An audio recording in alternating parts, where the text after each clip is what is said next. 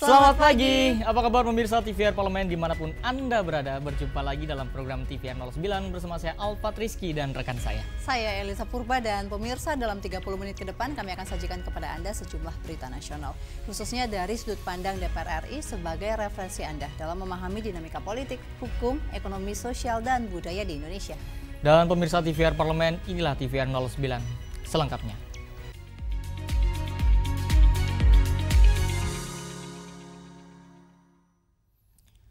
Pemirsa, Wakil Ketua Komisi 7 DPR RI Evita Nursanti meminta pemerintah mendukung pengembangan industri board game atau permainan berbasis papan, terutama dalam hal promosi dan juga brandingnya.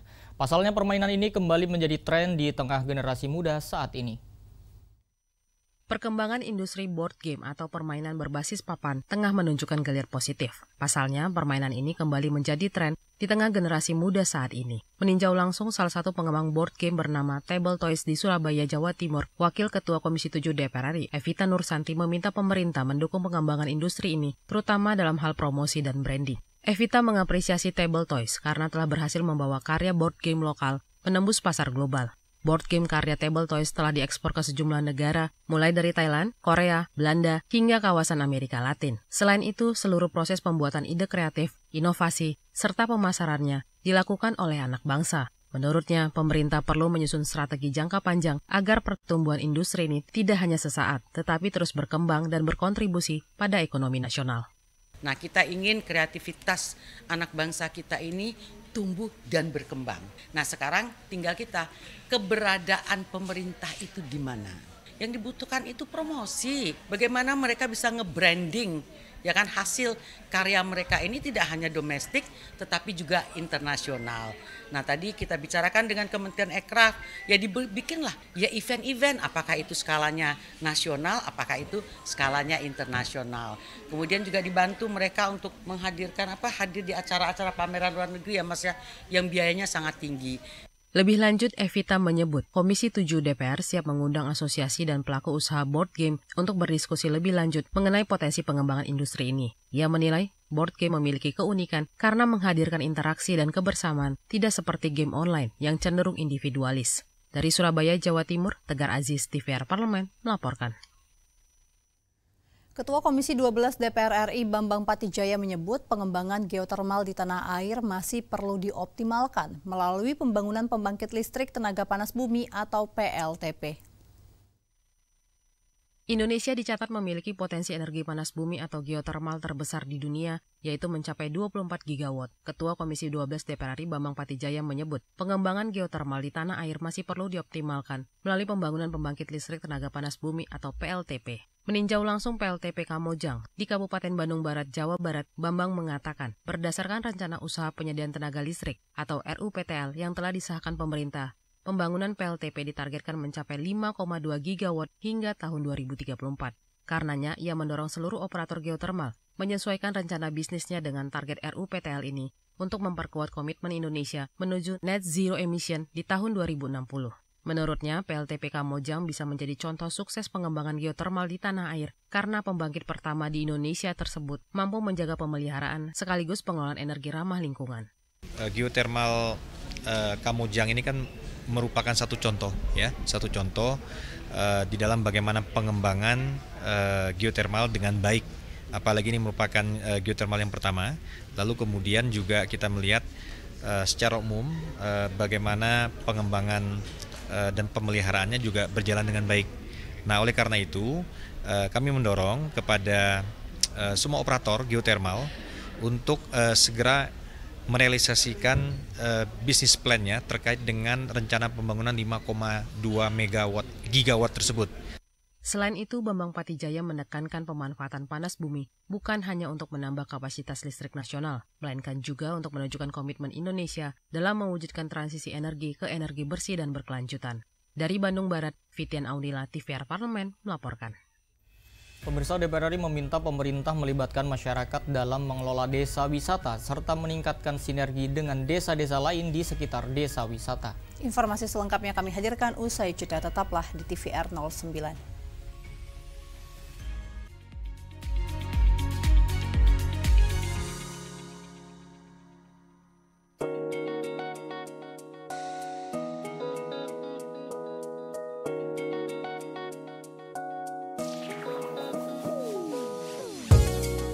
Kehadiran mereka tidak hanya mewakili suara perempuan, tetapi juga membawa perspektif yang beragam serta pengalaman hidup yang unik ke dalam proses pembuatan kebijakan. Saksikan Perempuan Parlemen hanya di TVR Parlemen. Selamat datang di Biro Pemberitaan Parlemen. Anda memasuki kawasan zona integritas menuju wilayah bebas dari korupsi atau WBK dan wilayah birokrasi bersih dan melayani atau WBBM. Biro Pemberitaan Parlemen berkomitmen penuh untuk mewujudkan wilayah bebas korupsi dan wilayah birokrasi bersih dan melayani. Komitmen kami, pejabat dan jajaran memiliki komitmen tinggi untuk mewujudkan WBK dan WBBM melalui reformasi birokrasi, khususnya dalam hal pencegahan korupsi dan peningkatan kualitas pelayanan publik. Kedua, bebas dari korupsi dengan terwujudnya wilayah bebas korupsi atau WBK, yang artinya bebas dari KKN, gratifikasi dan dari segala bentuk pungutan liar atau pungli. Terakhir, pelayanan prima dengan terwujudnya wilayah birokrasi bersih melayani, yaitu dengan meningkatnya kualitas pelayanan publik dan tercapainya kepuasan masyarakat terhadap pelayanan.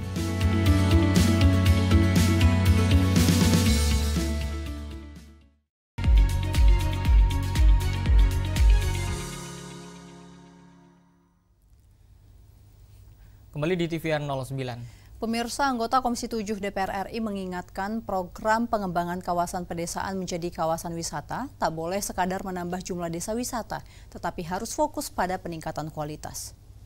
Meninjau langsung Desa Wisata Baselang Bakung Jaya di Provinsi Jambi, anggota Komisi 7 DPR RI Riko Menoza mengatakan pengembangan desa wisata di wilayah ini masih terkendala akses jalan menuju kawasan wisata dan infrastruktur transportasi yang belum memadai, serta kendaraan besar yang kerap memadati jalan dari bandara menuju desa wisata. Ia menilai hal ini menghambat mobilitas wisatawan dan distribusi produk lokal.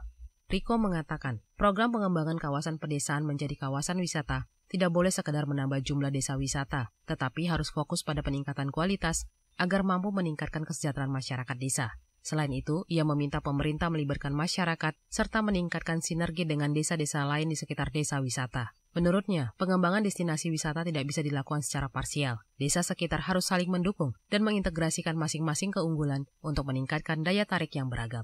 Masyarakat seperti belum terlibat secara langsung. Jadi saya kira ini juga salah satu PR bagaimana nanti melalui Pak Lurah maupun Pak Camat, pimpinan-pimpinan yang berkepentingan di sini untuk bagaimana melibatkan. Dan samping juga tadi yang masukan-masukan dari anggota adalah bagaimana koordinasi antar desa, antar kelurahan. Jadi tidak bisa hanya satu kelurahan ini aja yang berkembang, desa-desa lain tidak mendukung, tidak bisa. Kalau bisa desa-desa tetangga yang juga memiliki satu keunggulan yang mungkin tidak dimiliki atau dimiliki desa kelurahan lain, ini bisa dijadikan satu. Jadi ini akan lebih kaya, akan destinasi yang bisa dikunjungi dari berbagai macam hasil yang ada. Lebih lanjut, Riko mendorong pemerintah juga memerhatikan pengembangan ekonomi kreatif. Menurutnya, kunjungan wisatawan harus diikuti dengan ekosistem pendukung, seperti UMKM dan produk lokal yang siap dipasarkan. Dari Jambi, Akbar Prayoga, TVR Parlemen, laporkan. Pemirsa, anggota Komisi 3 DPR RI Nasir Jamil menyebut reformasi Polri harus meliputi sektor struktural, instrumental, dan kultural yang kedepannya dapat membentuk kepribadian polisi yang profesional dalam melayani masyarakat. DPR RI mendukung penuh langkah Presiden Prabowo Subianto membentuk Komite Reformasi Polri sebagai wadah evaluasi dan perbaikan menyeluruh terhadap institusi kepolisian Republik Indonesia. Anggota Komisi 3 DPR RI Nasir Jamil menyebut reformasi Polri perlu meliputi sektor struktural, instrumental, dan kultural. Terlebih reformasi struktural saat ini masih menjadi pekerjaan rumah yang harus diselesaikan. Nah, reformasi kultural ini memang bukan hal yang mudah. Kepada Presiden Prabowo Subianto diharapkan reformasi kultural itu yang dalam pandangan kami harus segera disegerakan. Karena sekali lagi saya katakan reformasi struktural, reformasi instrumental itu sudah berjalan dengan baik, ya. Nah, karena itu sekali lagi kultural ini yang diharapkan bisa membentuk kepribadian polisi yang dia anti suap, ya, kemudian melayani masyarakat dengan sepenuh hati, punya jiwa pengabdian, punya jiwa kemanusiaan, sehingga kemudian polisi benar-benar untuk masyarakat. Sementara itu menyikapi adanya pembentukan tim transformasi Polri yang dibentuk oleh Kepala Kepolisian Republik Indonesia, Wakil Ketua DPR RI Sufmi Dasko Ahmad memastikan tidak ada yang bertentangan dengan lahirnya tim tersebut.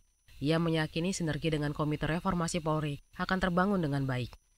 Persiapan yang akan melakukan pendataan, kemudian membantu tugas-tugas dari Komisi Reformasi Polri yang dibentuk oleh Presiden.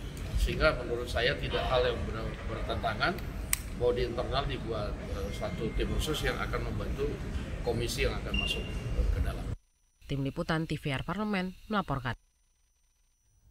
Komisi 6 DPR RI menilai peran Kementerian Perdagangan sangat vital karena mampu memberikan kontribusi besar bagi masyarakat, khususnya dalam fungsi stabilisasi harga.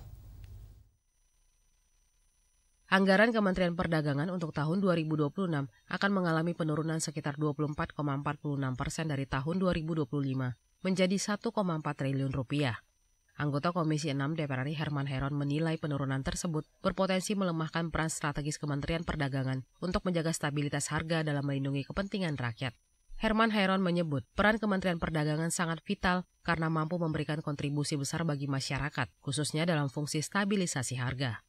Ia mendorong Kementerian Perdagangan agar tidak hanya fokus pada penyusunan regulasi, tetapi juga memastikan implementasinya berjalan hingga ke sistem transaksi yang efisien dan murah, termasuk memperluas intervensi ke pasar.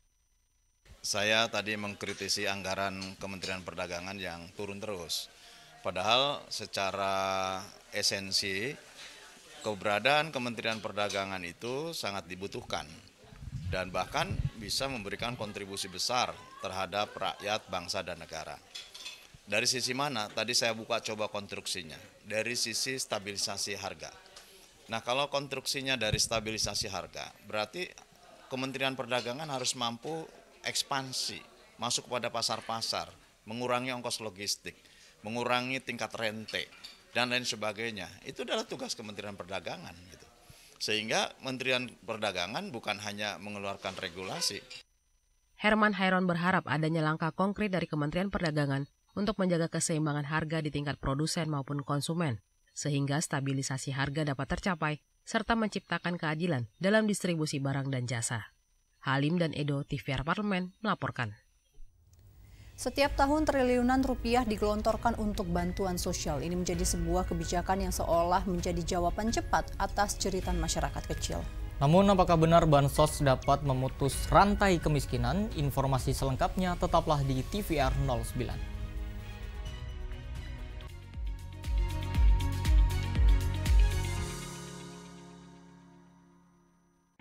Selamat datang di Biro Pemberitaan Parlemen. Anda memasuki kawasan zona integritas menuju wilayah bebas dari korupsi atau WBK dan wilayah birokrasi bersih dan melayani atau WBBM. Biro Pemberitaan Parlemen berkomitmen penuh untuk mewujudkan wilayah bebas korupsi dan wilayah birokrasi bersih dan melayani. Komitmen kami, pejabat dan jajaran memiliki komitmen tinggi untuk mewujudkan WBK dan WBBM melalui reformasi birokrasi, khususnya dalam hal pencegahan korupsi dan peningkatan kualitas pelayanan publik.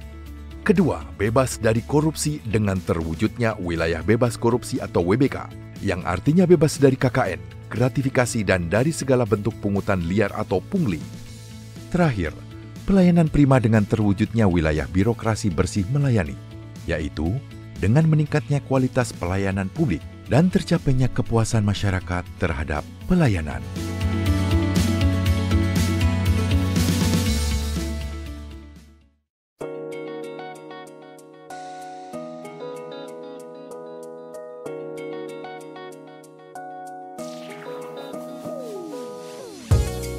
Kehadiran mereka tidak hanya mewakili suara perempuan, tetapi juga membawa perspektif yang beragam serta pengalaman hidup yang unik ke dalam proses pembuatan kebijakan. Saksikan Perempuan Parlemen hanya di TVR Parlemen.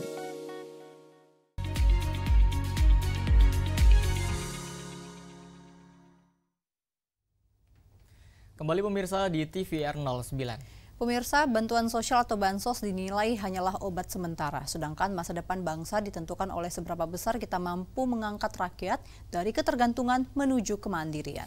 Dan DPR RI menegaskan bahwa bansos harus diposisikan sebagai penopang darurat dan bukan solusi permanen. Melalui fungsi pengawasan dan legislasinya, DPR RI terus mendorong agar program pengentasan kemiskinan dapat menyentuh akar masalah. Dan pemirsa, simak liputan mendalam yang telah dikemas oleh tim redaksi TVR Parlemen dalam segmen editorial Parlemen berikut ini.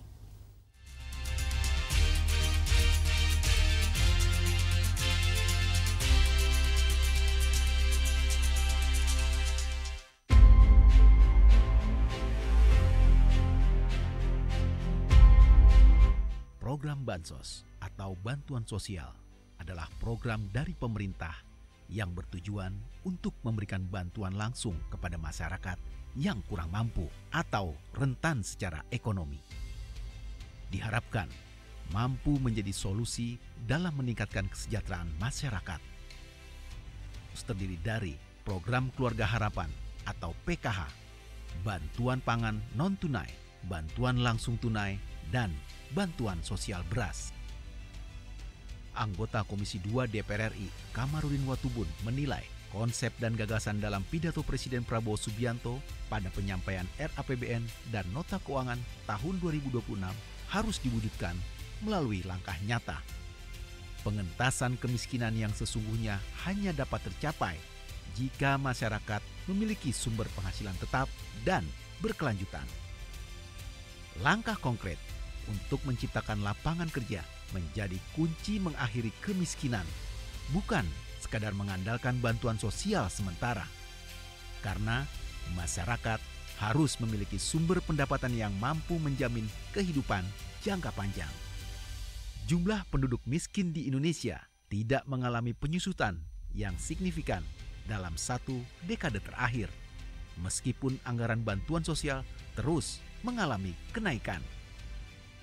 Kementerian Keuangan melaporkan anggaran bansos tahun 2025 mencapai 154,24 triliun rupiah atau mencapai 109,23% dari target APBN 2025, yakni 140,05 triliun rupiah. Dari konteks konsep pidato bagus, tapi kan itu baru konsep, itu gagasan, harus diwujud nyatakan dalam tindakan kan. Saya kasih contoh begini. Dulu Jokowi itu kemiskinan turun, tapi kemiskinan turun itu dari dana bantuan luar negeri, pinjaman dipakai jadi dana bantuan sosial. Hari ini dibantu BPS turun ya, orang bisa makan pagi, makan sore, uang habis ya kembali miskin lagi. Yang macam-macam begini yang menghilangkan kemiskinan itu dalam konteks sudah punya pendapatan tertentu untuk jangka panjang ke depan. Kalau hanya menghilangkan kemiskinan karena dikasih bantuan sosial, saya kira itu juga bukan menghilangkan kemiskinan, menunda kemiskinan. Pemerintah telah membentuk Sistem Data Tunggal Sosial Ekonomi Nasional atau DTSN untuk memastikan program pemerintah, baik subsidi dan bantuan sosial bagi masyarakat dapat tepat sasaran. Anggota Komisi 8 DPR RI Ahmad mengungkapkan, keterpaduan dan integrasi data ekonomi masyarakat akan mempermudah menyalurkan program pemerintah. Jika program subsidi dan bantuan sosial yang diberikan pemerintah tepat sasaran kepada masyarakat yang berhak, akan mampu mendorong peningkatan ekonomi dan mengentaskan angka kemiskinan. Itu data tentang sensus ekonomi nasional, artinya satu pintu. Jadi seluruhnya terintegrasi dengan harapan dengan ada DTSN ini nanti tidak ada lagi yang tidak tepat sasaran terhadap program-program pemerintah, terutama dalam mengentaskan kemiskinan. Dengan DTSN ini terpadu semuanya, terseleksi dengan baik, sehingga kita harapkan setiap program-program pemerintah ini dalam rangka mengentaskan kemiskinan sosial dan segala macam itu, sehingga tepat sasarannya, karena ini sudah terpadu. Siapapun yang membutuhkan data mengenai tentang orang miskin, itu DTSN. Membutuhkan bantuan sosial, itu ada di DTSN. Membutuhkan bantuan kesehatan, itu ada di DTSN. Pokoknya seluruh data tentang sensus ekonomi ini ada di lembaga DTSN. Pengentasan kemiskinan menjadi bagian penting dalam pembangunan bangsa Indonesia. Upaya yang bisa dilakukan pemerintah bisa dari berbagai aspek. Salah satunya adalah melalui upaya peningkatan produktivitas hasil pertanian, kestabilan harga-harga kebutuhan pokok, dan menjamin akses pendidikan yang merata hingga ke seluruh wilayah Indonesia.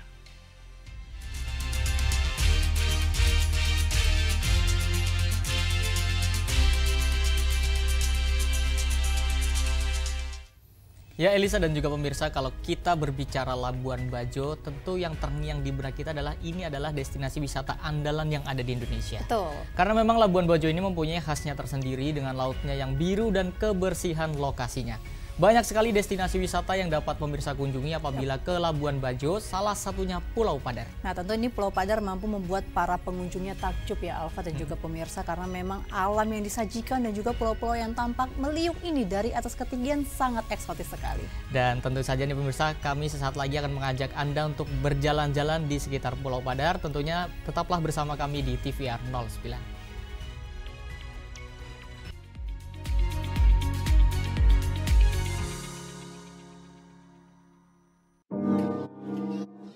Bagi waktu itu harus ada prioritas, dan anak-anak sangat mengerti. Pada saat saya kerja ya saya harus bekerja, tapi pada saat saya pulang ke rumah ya adalah mengabdikan diri sebagai ibu untuk anak-anak. Lebih ke perempuan, pada saat saya menjadi ketua Kaukus Perempuan Parlemen di Provinsi Kalimantan Tengah, banyak sekali permasalahan yang dihadapi.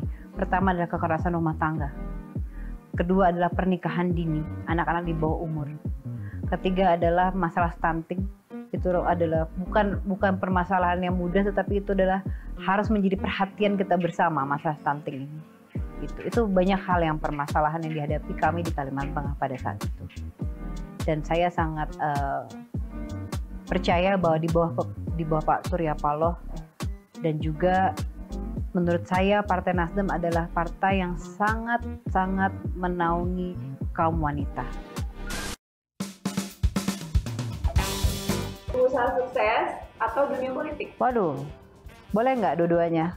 Salah satu. Pengusaha sukses atau dunia politik? Dunia politik itu apa? Sukses juga nggak dunia politik ya? Iya, sukses sekarang. Dunia politik lah. Karena dunia politik, di dunia politik saya bisa jadi pengusaha. Menjadi pengusaha sukses belum tentu bisa jadi dunia politik loh. Ajak anak jalan-jalan atau ketemu konstituen? Nah ini dia nih. Kalau sekarang banyak ketemu konstituen daripada ajak anak saya jalan-jalan. Jadi saya pilih ajak anak saya jalan-jalan aja. Karena kerja terus, iya. Anak saya lagi nyariin terus nih. Segera, hanya di TVR Parlemen. Hai, sekarang kamu bisa menyaksikan program-program TVR Parlemen di First Media, channel 18 ya.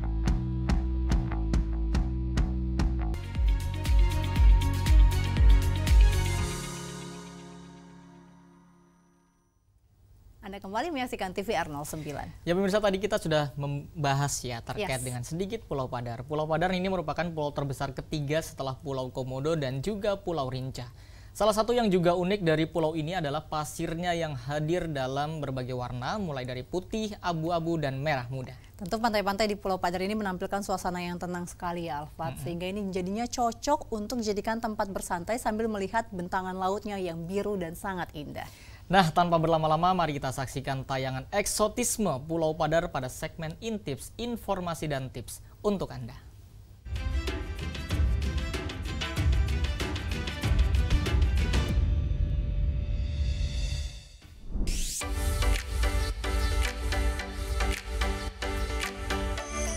Pulau Padar Labuan Bajo memang menjadi salah satu pulau terbaik di Indonesia yang mesti pemirsa singgahi. Dengan pemandangan alamnya yang begitu memukau, Pulau Padar layaknya seperti Pulau Purbakala ketika dilihat dari atas. Pulau-pulau yang terletak di Nusa Tenggara Timur perlahan memang menjadi tujuan yang begitu hits, karena banyak dipromosikan melalui media sosial, salah satunya ya Pulau Padar ini. Pulau Padar merupakan pulau terbesar ketiga yang ada di dalam kawasan Taman Nasional Komodo. Dari 3 pulau utama di Taman Nasional ini, Pulau Padar menempati posisi terakhir soal luas wilayah setelah Pulau Rinca dan Pulau Komodo. Daya tarik utama yang dimiliki oleh pulau ini tentu saja pemandangan eksotisnya. Pemandangan ini akan berkali-kali lipat lebih cantik ketika pemirsa berada di puncak bukit. Sejauh mata memandang, pemirsa akan disuguhkan dengan keindahan padang sabana yang luas dan laut biru yang cantik. Topografi yang dimiliki pulau ini juga sangat unik. Dikelilingi oleh 4 teluk dalam, menjadikan pasir pantai yang dimiliki pulau ini hadir dalam berbagai warna. Pemirsa bisa menemukan pasir putih, abu-abu, sampai pasir berwarna merah muda, walaupun dominan pantainya memiliki pasir putih yang lembut. Daya tarik berikutnya adalah jumlah anak tangga yang ada di Pulau Padar. Memang untuk sampai ke puncak bukit, pemirsa harus menaklukkan beberapa anak tangga. Sebenarnya tidak ada yang tahu sih berapa jumlah pasti dari anak tangga yang ada, namun diperkirakan jumlahnya mencapai lebih dari 300 anak tangga untuk sampai ke puncak bukit. Sesampainya di puncak bukit, pemirsa akan disuguhkan padang rumput coklat yang menjadi ikon dari pulau ini. Bukit terjal yang berpadu dengan padang rumput tentu akan membuat siapapun terpesona. Dan pesonanya ini akan berkali-kali lipat lebih cantik jika pemirsa menikmatinya dari puncak bukit. Walaupun memberikan efek gersang, hampir seluruh bagian daratan di Pulau Padar ditutupi oleh rumput coklat ini. Jika disandingkan dengan birunya lautan, maka akan menjadi perpaduan yang sangat luar biasa. Bahkan, inilah yang berhasil memikat wisatawan dari luar negeri untuk mengunjungi pulau yang terletak di Labuan Bajo ini. Jika sudah berada di Taman Nasional Komodo, rasanya sayang ya jika hanya mengunjungi Pulau Padar. Pemirsa juga wajib mampir ke Pulau Komodo, di mana pemirsa bisa melihat secara lebih dekat kehidupan komodo di habitat aslinya. Taman Nasional Komodo merupakan rumah bagi sekitar 2.500 komodo. Pokoknya pemirsa akan terpukau deh melihat langsung hewan purba dengan panjang 3 meter dan berat sekitar 70 kg yang masih ada sampai sekarang. Meskipun begitu, pemirsa hanya bisa melihat hewan ini dari jarak 300 meter ya, sebab komodo merupakan hewan buas. Selain itu, air liurnya pun mengandung racun, jadi pemirsa perlu tetap waspada. Pengalaman langka seperti ini tentunya hanya bisa pemirsa temukan di Indonesia, negeri kita tercinta. Jadi, jangan lupa untuk memasukkan Taman Nasional Komodo ke dalam bucket list liburan pemirsa ya.